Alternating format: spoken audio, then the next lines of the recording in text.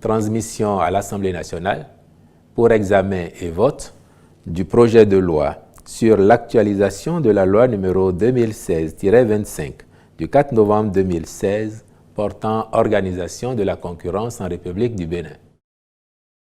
Les observations résultant de l'application de cette loi, ainsi que l'évolution du contexte économique régional et international, justifient son actualisation pour y introduire notamment l'interdiction des pratiques anticoncurrentielles en lien avec les concepts tels que contrat d'exclusivité, fusion et acquisition, monopole, encadrement de la liberté des prix. Il en est de même du développement du commerce électronique. En outre, la mise à jour de cette législation permettra de clarifier les prérogatives du Conseil national de la concurrence, dont le rôle sera essentiellement de conseiller le gouvernement sur toute question intéressant la concurrence ou pouvant en affecter sa réalité. Les ministres concernés veilleront à l'aboutissement de la procédure législative. Au titre d'autres mesures normatives, ont été adoptés les décrets portant transmission à l'Assemblée nationale pour examen et vote du projet de loi portant dispositions transitoires et dérogatoires aux dispositions organisant le plan de carrière des magistrats pour les nominations dans les juridictions de fond. Suspension temporaire de Maître Béranger Yaovi Agbogba de ses fonctions d'huissier de justice, titulaire de la charge de commun créée par décret numéro 2016-749 du 7 décembre 2016. Création, attribution, organisation et fonctionnement du Comité national de coordination de la sécurité dans la zone du projet d'interconnexion électrique 330 kV, dorsale nord Bénin, Togo, Burkina Faso, projet WAP dorsale nord. Au chapitre des communications, en point 1, contractualisation pour la fourniture et la pose des mobiliers d'étal dans les nouveaux marchés urbains.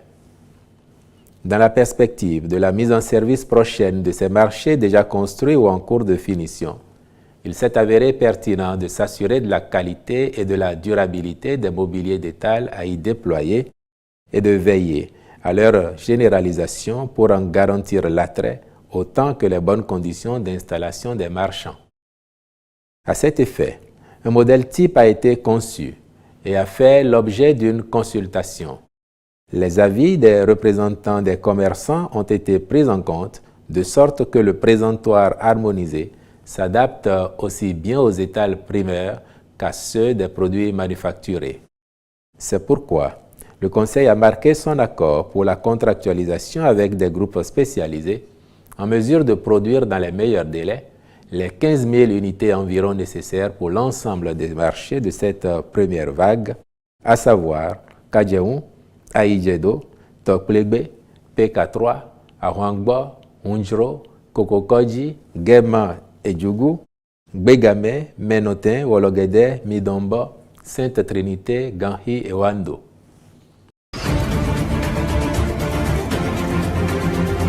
En 2016, en pleine quête du pouvoir, le président Patrice Talon a courageusement annoncé sa volonté d'entreprendre d'audacieuses réformes devant transformer structurellement l'économie et la société béninoise en vue de leur révélation au monde. Après moins d'une décennie de gouvernance, nous pouvons dire que nous sommes en partie sortis de l'anonymat, de l'invisibilité et évoluons vers la reconnaissance, la respectabilité et la dignité. Aujourd'hui, l'économie béninoise est l'une des plus performantes et des plus résilientes de la sous-région par ces temps de crise et notre société est en pleine mutation positive. Mesdames, Messieurs, chers participants, la faible représentation du peuple par les femmes, en même temps qu'elle pose un problème d'inégalité et d'iniquité sociale, pose également un véritable et crucial problème de développement. En effet, après plus de 6 décennies d'indépendance, l'Afrique peine à prendre en main son avenir. Elle se trouve bridée par des représentations, des perceptions, des stratégies qui ont montré leurs limites. Il s'agit fondamentalement de la croyance que les pays peuvent se développer sans impliquer la moitié de leur population, les femmes notamment. Or, sans égalité des sexes, sans autonomisation des femmes, le développement est un leurre. Ces impératifs sont conditionnés par la participation des femmes aux prises de décisions politiques. Ces dernières constituent une partie importante des forces vives de nos pays. Les exclure des processus décisionnels, c'est s'interdire toute possibilité de progrès, d'avancée. Les pays qui l'ont compris constituent aujourd'hui des exemples de transformation et de progrès social un peu partout dans le monde. Mesdames et messieurs, chers participants, depuis des décennies, le Bénin bénéficie de l'appui technique et financier de Care International et d'autres partenaires sur les questions visant la réduction des inégalités hommes-femmes, la réduction des violences basées sur le genre, l'autonomisation des femmes et leur participation politique à différents projets et programmes. Ce besoin d'appui, de soutien, de partenariat que nous ressentons toujours, mais avec gêne, pose un problème, celui des conditions dans lesquelles les droits humains peuvent être garantis à tous dans un État. Les États en difficulté ou à économie vulnérable ne peuvent, même s'ils le veulent, garantir à tous les citoyens la pleine jouissance de leurs droits humains fondamentaux.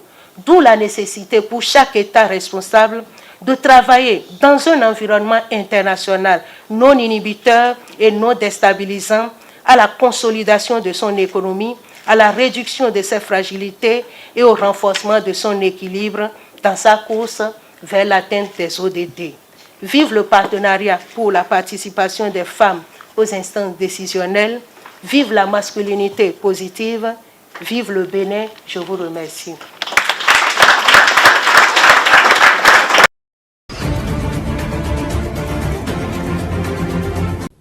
Au demeurant, je voudrais dire à tous nos partenaires privés qu'ils sont les bienvenus au Sénégal.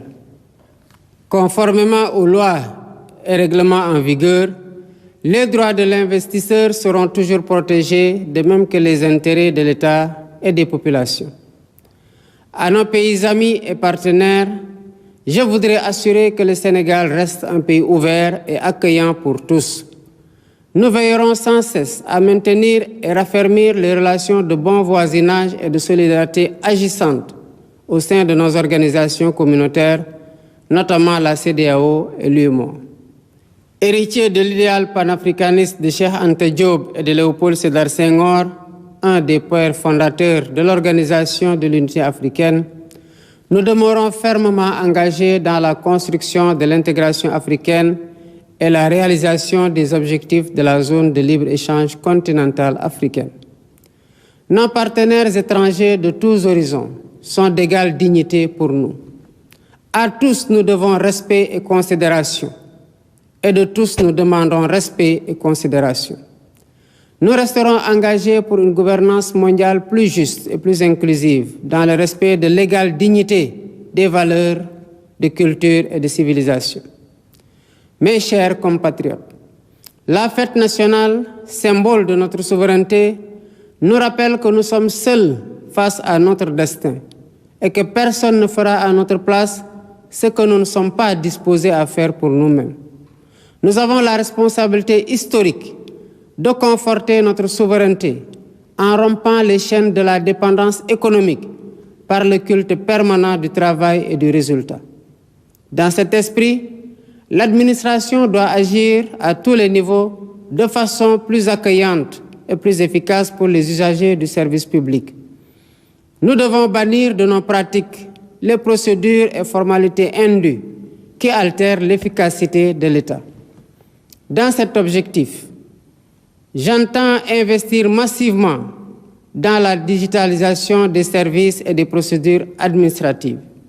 De même, il y a urgence à gagner notre souveraineté alimentaire en investissant plus et mieux dans l'agriculture, la pêche et l'élevage, les trois mamelles nourricières de notre pays. Je tiens particulièrement à ce que les subventions substantielles dépensées chaque année dans la campagne agricole bénéficient aux véritables producteurs et non à des acteurs intermédiaires. En définitive, mes chers compatriotes, l'indépendance que nous célébrons demain est certes un événement festif, mais aussi et surtout un test de résilience et de grandeur pour la nation.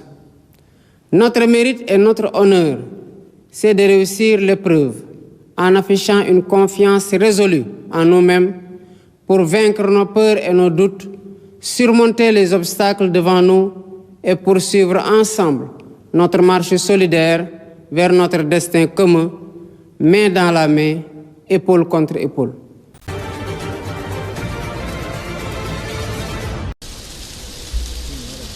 Le Zimbabwe a déclaré l'état de catastrophe mercredi alors que plus de 80% du pays a reçu des précipitations inférieures à la normale. La sécheresse provoquée par le phénomène climatique El Niño a ravagé les cultures, laissant des millions de personnes dans le besoin. Le président zimbabwéen Emmerson Mnangagwa appelle à l'aide. Son pays a besoin de 2 milliards de dollars pour l'aide humanitaire. Plus de 60% des 15 millions de Zimbabwéens vivent dans des zones rurales et dépendent essentiellement des activités agricoles. En 2019, déjà, Harare avait déclaré l'état de catastrophe nationale et sollicité l'assistance de la communauté internationale, alors qu'une mauvaise récolte avait laissé des dizaines de milliers de personnes dans le besoin.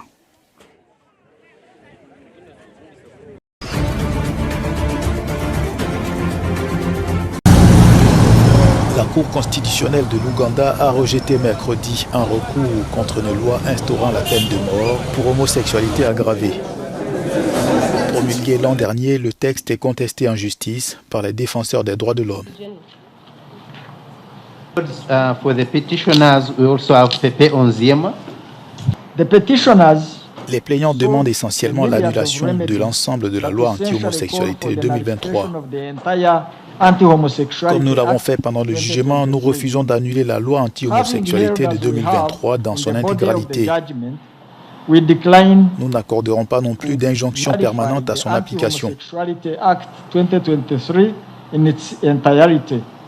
Neither would we grant a permanent injunction against its enforcement. Selon la loi, l'homosexualité aggravée implique des relations homosexuelles avec un mineur, des personnes vulnérables ou atteintes de VIH.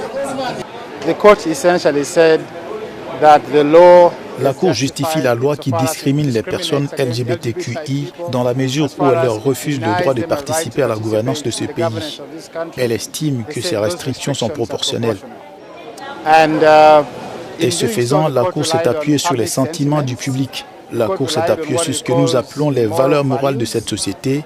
Et la Cour, par sa décision, a simplement approuvé la discrimination des personnes LGBTQI dans ce pays. Ce que nous avons vu à la Cour, c'est ce que j'appellerais un renversement temporel de la bataille stratégique globale ou une guerre stratégique contre le sectarisme culturel et les préjugés. Alors nous allons faire appel à la Cour suprême, non pas pour invalider les différentes composantes de cette loi, mais pour renverser cette loi dans son intégralité.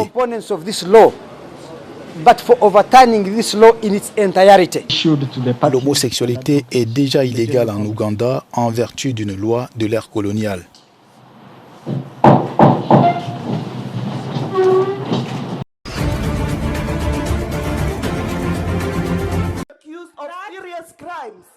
La présidente du Parlement sud-africain a quitté ses fonctions.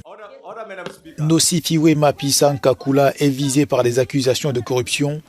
Mercredi, son parti, l'ANC, a annoncé avoir reçu officiellement sa démission.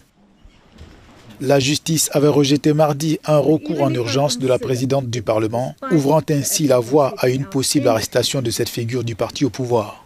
L'Afrique du Sud est à 2 mois d'élections législatives cruciales.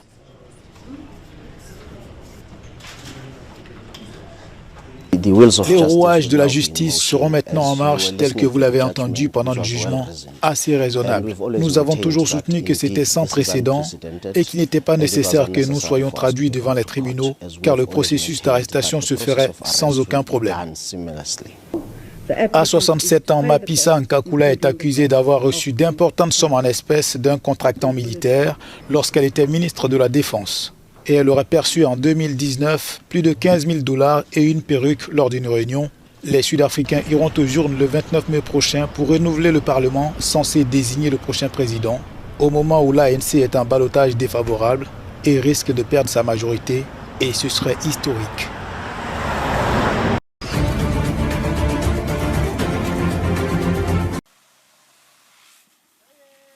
En France, la police a évacué mercredi près de 400 migrants qui logeaient sous des tentes sur les quais de Seine à Paris.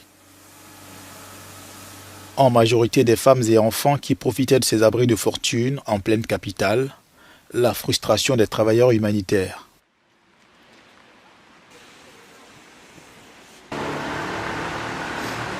Ça faisait 2 jours qu'il y avait des familles qui dormaient sous des bâches. Au loin, c'est terrible à dire, mais on n'avait pas l'impression qu'il y avait des êtres humains en dessous. Et c'est des familles, c'est des mineurs, c'est nos patients, c'est des gens avec qui on essaye d'être solidaires. Et là, au nom des Jeux Olympiques, tout ce qu'on leur propose, c'est de partir loin de Paris, à Besançon ou à Marseille. L'arrêté préfectoral évoque une mesure de prévention de la montée des eaux, mais les ONG y voient une chasse aux migrants à moins de 100 jours des Jeux Olympiques. Les gens, ils ont leur vie ici en fait. Donc on ne peut pas proposer comme ça aux gens de le matin, tu pars et tu laisses toute ta vie derrière toi. Donc ces propositions ne sont pas adaptées. Il y a des places à Paris, par contre ils font place nette pour les Jeux Olympiques. Donc en fait c'est ni plus ni moins du nettoyage social et de l'invisibilisation par la région. On le sait, on le dénonce depuis des mois et c'est ce qui se passe. Des familles entières originaires d'Afrique francophone, principalement du Burkina Faso, de la Côte d'Ivoire, de la Guinée et du Sénégal. Elles ont bénéficié du soutien de l'association d'aide aux migrants Utopia 56. Mais ils ont dit qu'on doit aller à la Provence, mais c'est mieux plus que pour rester à dehors avec les enfants. Comme ça, c'est pas vite, c'est fatigant quand même. Les migrants ont embarqué à bord de bus affrétés à direction de Besançon, dans le sud-est de la France.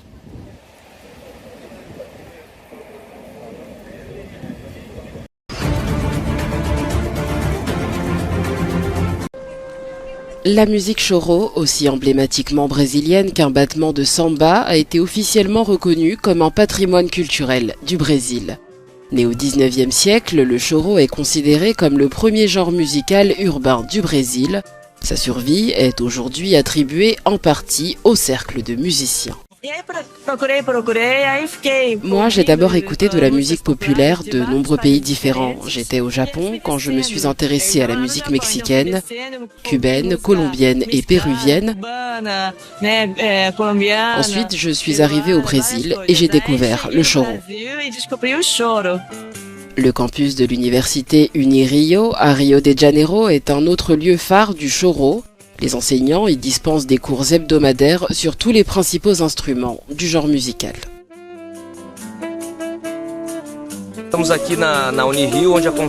Nous sommes ici à l'Unirio, où les cours de l'école de musique portable ont lieu chaque samedi matin. Ici, on enseigne la musique à travers le langage du choro. Lorsque j'ai découvert qu'il y avait une école qui utilisait le langage du choro, j'étais ravie. Je me suis inscrite et je suis tombée amoureuse de cette école. L'école de musique portable est à l'avant-garde de l'enseignement du choro. Son directeur, Jaime Vignoli, souligne l'importance historique de ce genre musical, caractérisé par les variations et l'improvisation des mélodies. Le choro est né de l'ingéniosité des musiciens à Rio, à la fin du XIXe siècle. À l'époque, ils expérimentaient la musique qui venait d'Europe en lisant une partition en papier. Ils écoutaient la musique depuis les fenêtres des maisons de l'aristocratie, puis ils allaient dans les rassemblements populaires pour jouer et réinventer cette musique. Et tout cela a donné naissance à un nouveau genre, le choro. Avec sa récente reconnaissance officielle, le choro est prêt à enrichir davantage le paysage culturel du Brésil, tout en continuant à préserver une tradition musicale unique.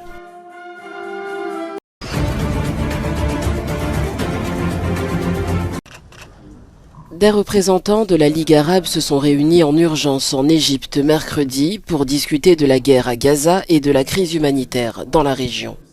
Cette séance survient après que des frappes aériennes israéliennes ont tué au moins 7 travailleurs humanitaires à Gaza lundi, forçant la suspension des livraisons de nourriture. Cet événement a suscité la réaction de nombreux pays qui pensaient que cette occupation était civilisée, alors qu'en réalité, elle ne l'est en aucun cas. Ces pays ont été confrontés à des preuves accablantes et à la manière aléatoire, impitoyable et inhumaine dont Israël mène ses opérations contre les civils dans la bande de Gaza. Pour le secrétaire général adjoint de la Ligue arabe, la mort de ces travailleurs humanitaires n'était pas une erreur, contrairement aux allégations d'Israël. Israël prétend que c'était une erreur, mais c'est un schéma répété. Environ 200 travailleurs humanitaires ont été tués depuis le début de la guerre, dont 176 des Nations Unies. Parmi les victimes des frappes se trouvaient 3 Britanniques, des Polonais et des Australiens, ainsi qu'un binational canado-américain, tous provenant de pays soutenant l'offensive israélienne à Gaza depuis près de 6 mois, et plusieurs d'entre eux ont condamné les assassinats.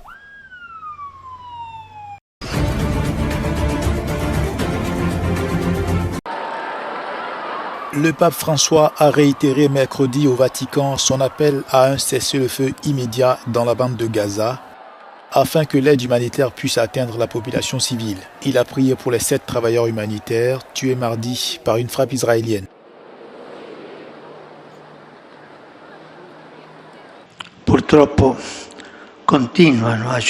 Malheureusement, nous continuons de recevoir de tristes nouvelles du Proche-Orient. Je renouvelle une fois de plus ma demande ferme de cesser le feu immédiat dans la bande de Gaza. J'exprime mon profond regret pour les volontaires tués alors qu'ils étaient impliqués dans la distribution de l'aide humanitaire à Gaza. Je prie pour eux et pour leurs familles. Je renouvelle mon appel afin que la population civile épuisée et souffrante puisse avoir accès à l'aide humanitaire et que les otages soient immédiatement libérés.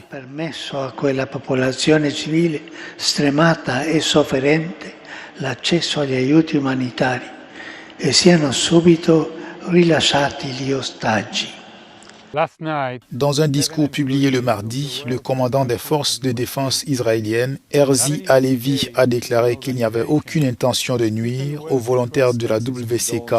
Le chef de la diplomatie européenne, Joseph Borrell, a condamné l'incident et a appelé à une enquête.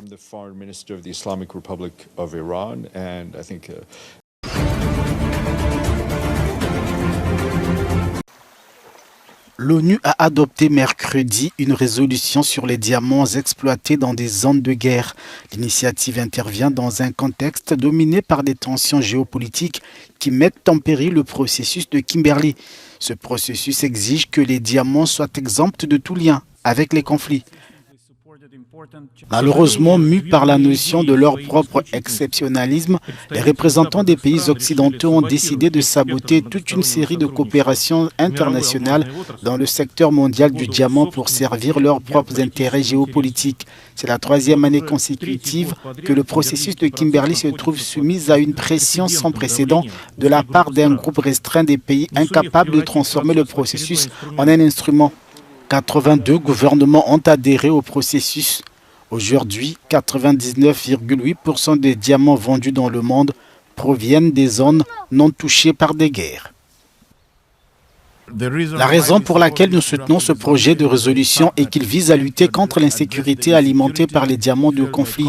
Nous sommes convaincus que cette résolution est une mesure nécessaire pour promouvoir la souveraineté des États, l'éradication de la pauvreté, la prévention des conflits et l'élimination de la demande de diamants de guerre, du commerce légal, qui constituent les principaux objectifs du processus de Kimberley.